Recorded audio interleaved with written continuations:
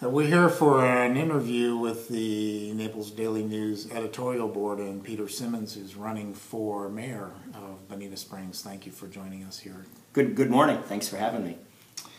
Let's go ahead and do a couple little biographical housekeeping things here. How long have you lived in Bonita Springs, Peter? Since 2009. 2009, okay. And where did you come from before that? I was born and raised in New Hampshire, and my wife is from Michigan. Okay, and 2009, is that when you moved to Bonita? Yes, okay, yes. So you moved from New Hampshire to here, okay. And for folks that aren't familiar with you, talk a little bit. Moved from Michigan. From Michigan? Yes, okay. yes. Okay. And folks that aren't familiar with your background, talk a little bit about what your... Oh, sure. No, absolutely. In 2003, I started the Simmons Group, which is a fundraising and consulting group for nonprofits, conservative causes, political organizations, data, technology, fundraising, and communication. And I'm a licensed realtor at Sotheby's International Realty, and I'm a current member of the Bonita Springs City Council, where I was elected, as you know, 4 years ago. Your consulting business, I take it, is operating yes. Today? Oh, absolutely. Very active. Okay. And then how active are you in real estate? Active. And in any of those lines of work in your career, do you cross paths at all with any city contracts at all in any way? No. Great point, but no, absolutely not. Okay. And how long have you been on the city council? 4 years. I was elected to represent District 4 4 years ago, which are the communities of Bonita Bay, which is where I live, Cedar Creek, Huntington Woods, Bonita Golf and Country Club, and since that time, Bonita Lakes and Bonita Isles have been built and added. So it stretches from the Estero Bay on the west out to 75 on the east, and it's roughly 7,500 people. It was a four-person race 4 years ago, and like I said, it was I knocked on close to 4,000 doors 4 years ago. Did 10,000 robocalls from Sheriff Mike Scott and Councilman John Joyce, who both endorsed me 4 years ago, and both are endorsing me now for mayor as well. And 30,000 pieces of mail. And like I said on election night, other than those things, my election was pure luck.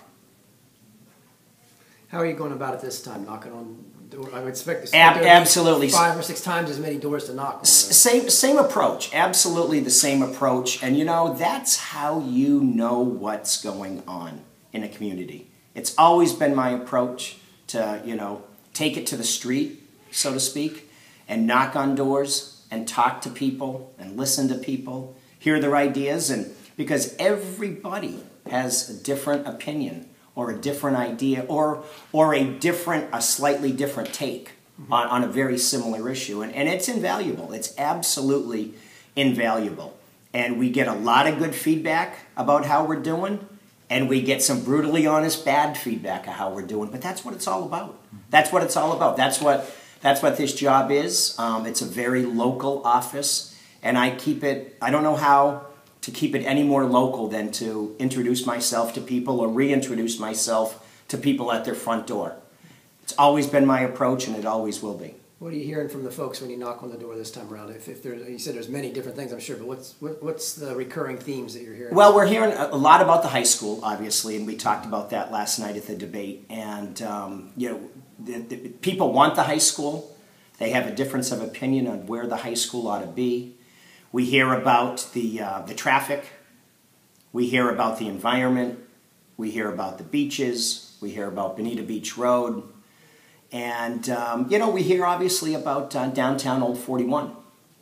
Hear a lot of complaints about it, interestingly enough, and very few positive comments at the moment. But in time, like anything, growing pains, in time, even though I voted for that initial phase, as we know, at $15 million, I voted in favor of that. They came back and wanted $9 million more. Now, on a budget of any budget, $9 million is real money, right? I mean, $9 million. So I voted against it, but I was in a minority.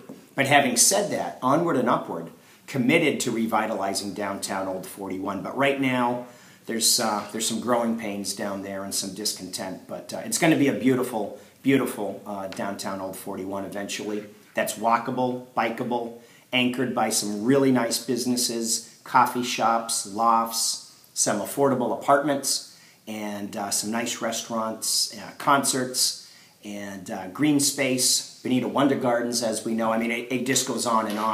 And it's going to be a place that people don't just drive through 25 or 30 miles an hour. They actually stop and want to spend some time. And that's the vision that hopefully people are seeing of Bonita Springs. So you opened up the issue as far as you voting against that $9 million.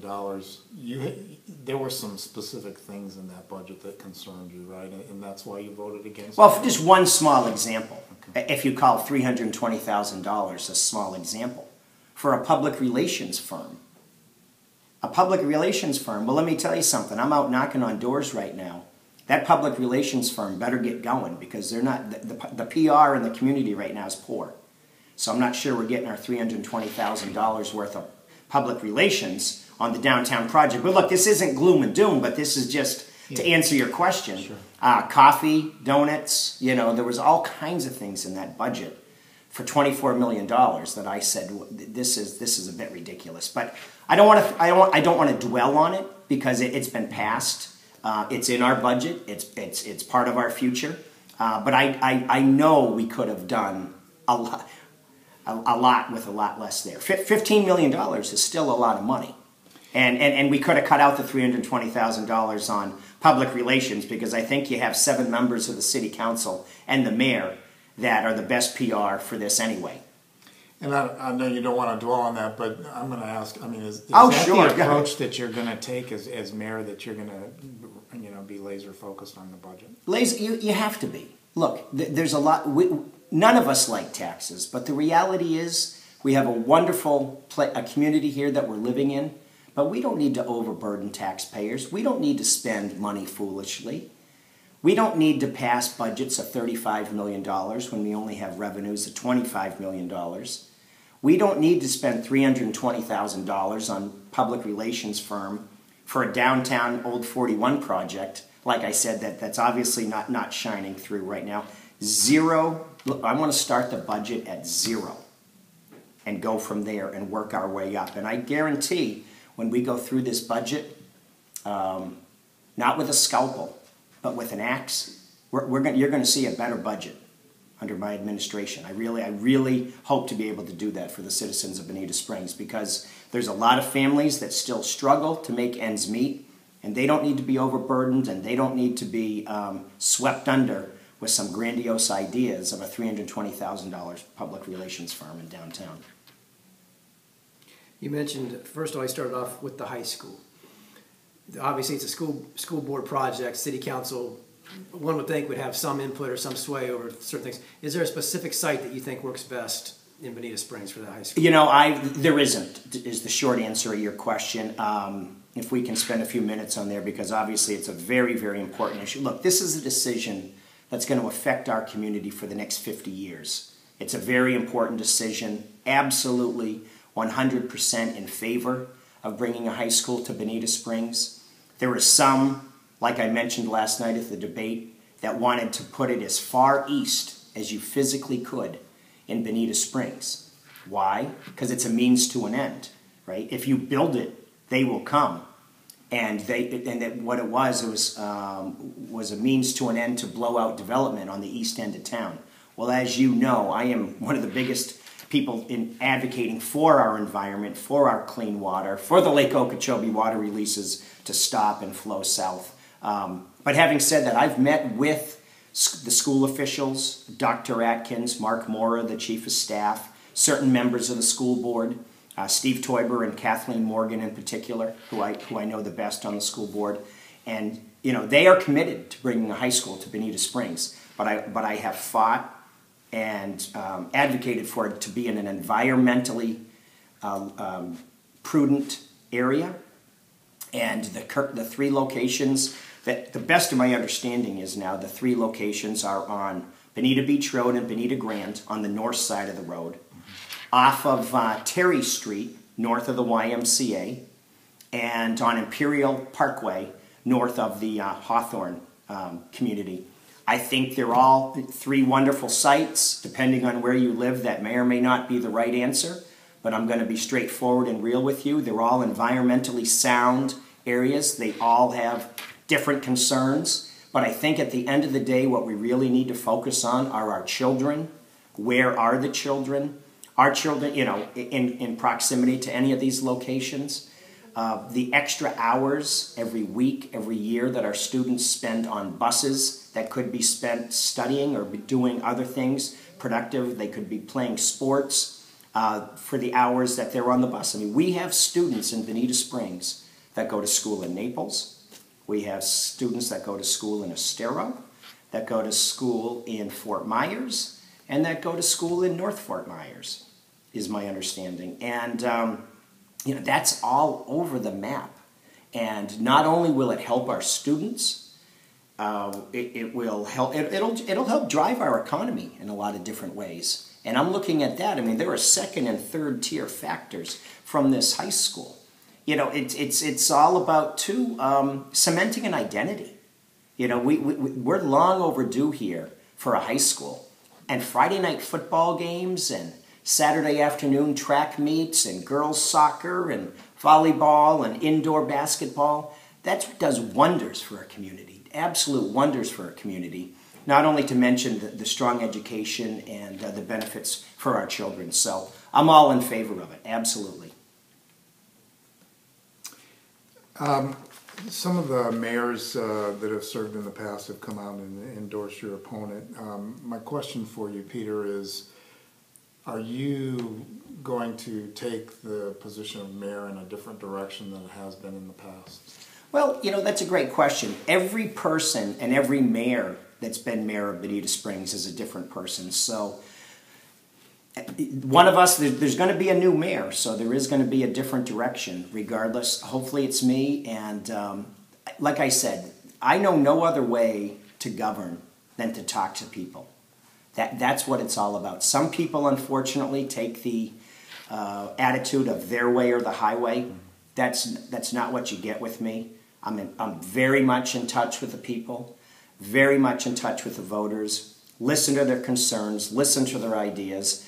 I love Carl Schwing. I mean, a lot of times I drive him nuts, you know, with certain things. But when I'm out hearing things, he's hearing about them too.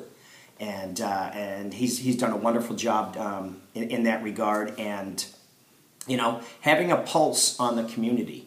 And communication is a two-way street. And I think over the last 4 years, in fact, I know over the last 4 years, that a lot of the society, a lot of the residents of Bonita Springs, they trust me. They know they can come to me. They know they can talk to me. They may not agree with what I'm saying, but they know they can approach me. They know I'm approachable. They know I'm accessible. And they know I'll go to bat for them. So having said that, yes, you know, I'm pretty proud of the endorsements that I've lined up as well. Councilman John Joyce, Councilman Pat McCourt, Councilman Alex Grant, Councilwoman Martha Simmons, Councilman Mike Gibson, Councilman-elect Fred Forbes, and Councilman-elect Peter O'Flynn. That's 34 years of combined experience for the city of Bonita Springs that I know will serve Bonita Springs well. Tuesday of this week, we picked up the endorsement of Lee County Sheriff Mike Scott, who's been a longtime friend and a strong advocate of fiscal conservatism, and I'm very, very proud of having Sheriff Scott's endorsement. And as I mentioned to you guys here earlier, we picked up the endorsement yesterday of the Southwest Spotlight, now the Bonita Spotlight, with a wonderful, wonderful review of what we've done here the past 4 years and what we want to accomplish. So I'm very proud of those endorsements. But the endorsement that I look for the most are the citizens of Bonita Springs. And I'm going to continue to work very hard to get their endorsement and get their vote.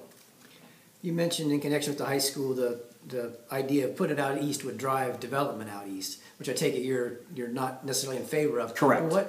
What does lie in the future of the DRGR? Is mining, continued mining okay out there?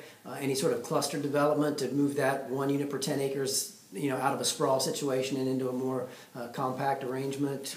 In terms of future votes that are in front of us, I really don't want to comment. I mean, I'm happy to, but I don't want to put anybody in a funny position. I'll answer the question this way, because there are going to be pending and future votes on that. I like how it's zoned right now, 1 house per 20 acres. Maybe we could look at some estate homes out there. Maybe we could look at some parks out there that the community could enjoy. And we need to remember, that water flows down from the Kissimmee River just south of Orlando. It comes down the center part of the state. It goes to Lake Okeechobee. Some of the water flows east. Most of the water flows west. And very little flows south of Lake Okeechobee into the Florida Bay. We need to let the water flow south into Florida Bay. With the Everglades Coalition, I was on a tour down there a year ago. I've been in boats. I've seen it firsthand. You gentlemen have experienced it. This issue is not going to go away, and it's an issue that I will have on the front lines in Bonita Springs. Always are these Lake Okeechobee water releases. Look at what it does to our tourism. It absolutely cripples us, and without clean beaches and clean water and clean air, we are a handicap here as a local economy. But back to the DRGR, that land was set aside for a reason, with sheet flow and water flow and all of the water that comes into that area. I am not about buzzsawing the Everglades and asphalting and cementing over our portion of the Everglades in East Bonita. I'm for restoring and protecting that environment. And like I said, maybe turn it into a community park or some estate 20-acre homes where some horses could be, or you know. So the DRGR, it plays a role in that southward flow of water from the lake? Absolutely it does. And you know, I've seen several maps. I'm not sure what maps maybe you guys have seen. Absolutely. Everybody thinks, well, wait a second. You know, the Caloosahatchee River is not the DR. Make no mistake, all that water comes this way. We're downriver, so to speak, and we need to protect Mother Nature, because guess what? Mother Nature always wins, and she should, and we should respect that. Talk about all the development that'll come here and where it's going to go, but ultimately there's a traffic issue out there now. Can you talk to us a little bit about your position on the overpass that was once proposed for 41? Sure, no, I'd love to, and if we could spend a few minutes on that, thank you for bringing that up. I have some documentation here because there's been a disagreement or a difference of opinion, whatever you'd like to call it, on what was the intention of that federal flyover study. Here, I have the first document I have is the cover page of the Lee, and I'll leave this with you so you guys can have it, the cover page of the Lee MPO FDOT questionnaire describing the project as a, quote, a new 4-lane overpass at the corner of US 41 and Bonita Beach Road. Quote, the study will determine which of these roads should be constructed as the overpass, it states.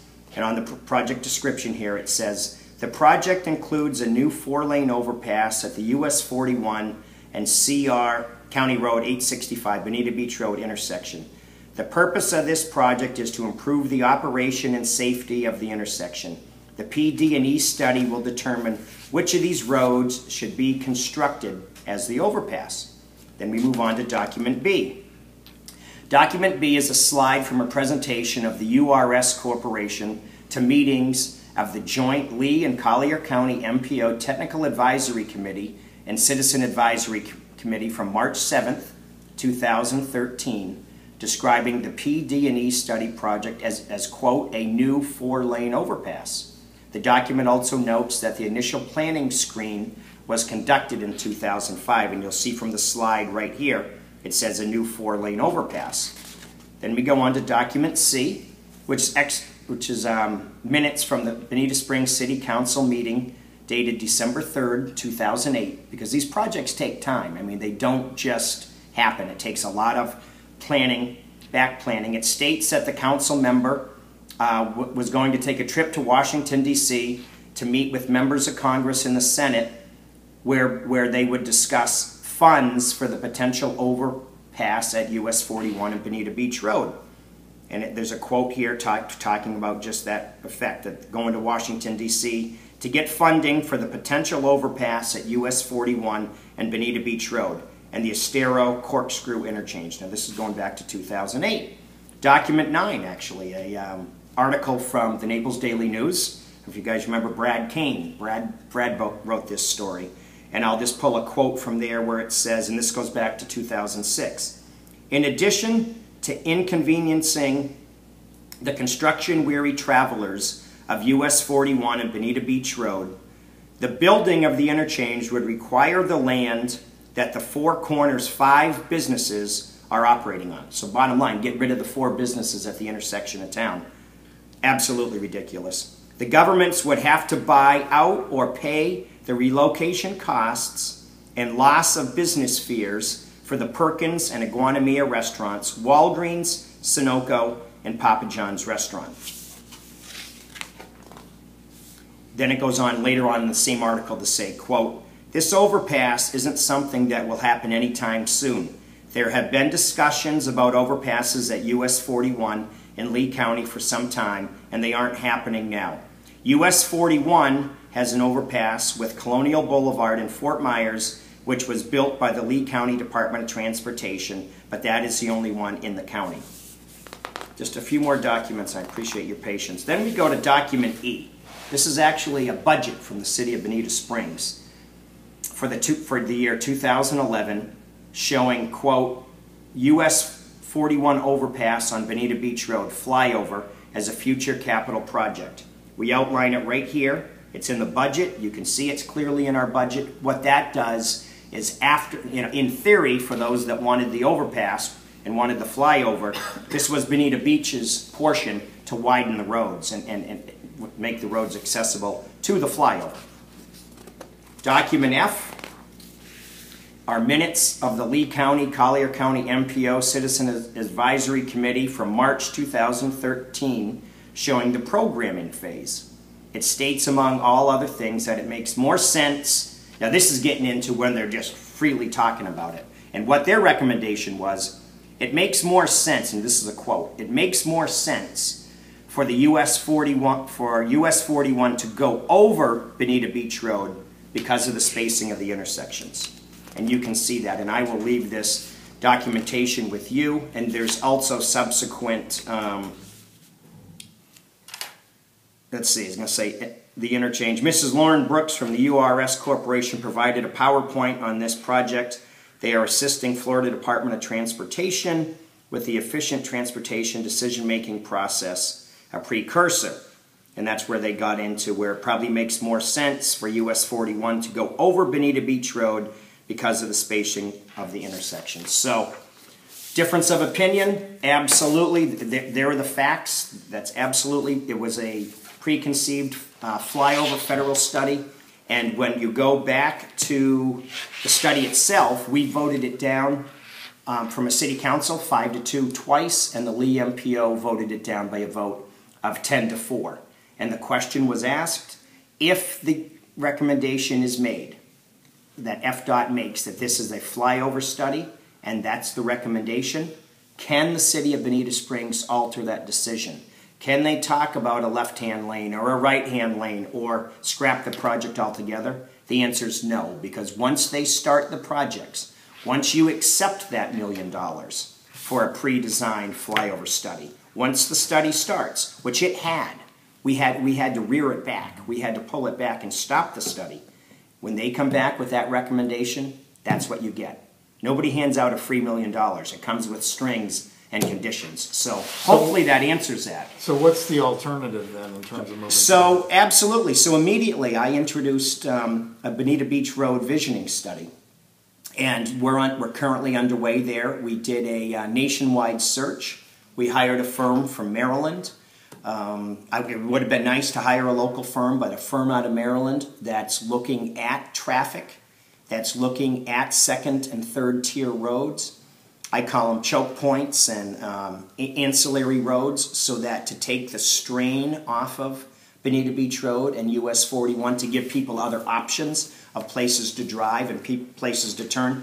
And look, there isn't any of us here or anybody listening to this, although there may be a few, I apologize, that are traffic experts. Everybody seems to think, or the old conventional thinking was, you supersize it, you put in a flyover, you make it 8 lanes, you're going to alleviate traffic. You're just inviting more traffic to that situation. And so we are in the very early stages here of this Bonita Beach Road visioning study. Mission 1 is to take care of traffic and address traffic at that intersection, but there's also second and third tier issues of alleviating traffic at other points of town once you get off the highway down by the beach. And there's better access for bikers and walkers and joggers and outdoor enthusiasts and pedestrians of all sort, and also to do some more, put more trees and landscaping. So when you get off of 75, we pop. Not only can you move, not only can you drive or walk or bike to get there, but we're going to look like something in the process. Can all that be done within the existing right-of-way, or will that entail taking businesses perhaps as well, which obviously wasn't a good idea at 41 on Bonita Beach Road? This was all about, this was all about a lot of things, but saving small businesses at that intersection is a top priority. Absolutely no. In terms of eminent domain to take over businesses to alleviate this, no way. What else, you want to talk a little bit about your vision of what can be done at the beach to create more parking? Sure, and we talked about that last night, and like I said, let me blow the elephant right out of the room initially.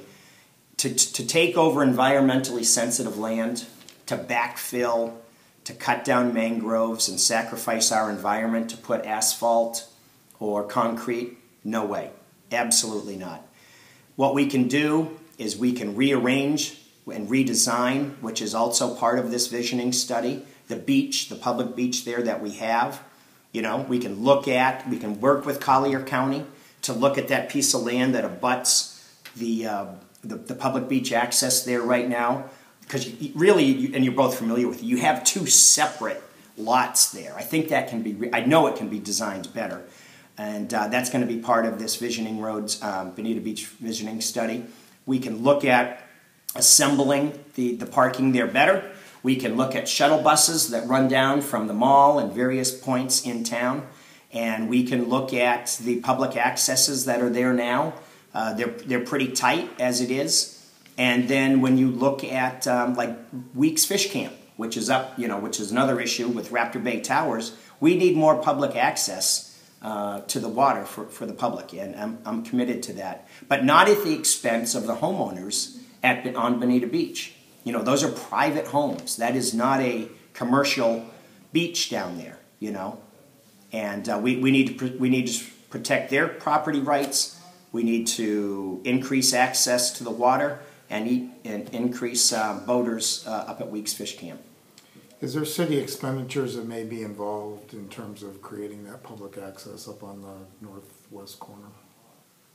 On the northwest corner? Up around Weeks Fish Camp. Oh, yeah, well, we've already approved that as a city council to open that up for the public. They want to develop a marina.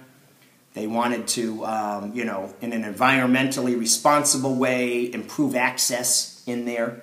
There are some oyster beds and some very sensitive habitat in the Estero Bay, which I will absolutely make sure that they protect. But yeah, they want to improve the access to get there from land and from water. And we're committed to that. We're absolutely committed to that. We're not committed to letting 4 towers go up and really putting a stress on that entire area, on that entire road, for the quality of life for the people that are there, and for the people that we want to let access the water. Is there something other than 4 towers that would be acceptable back there?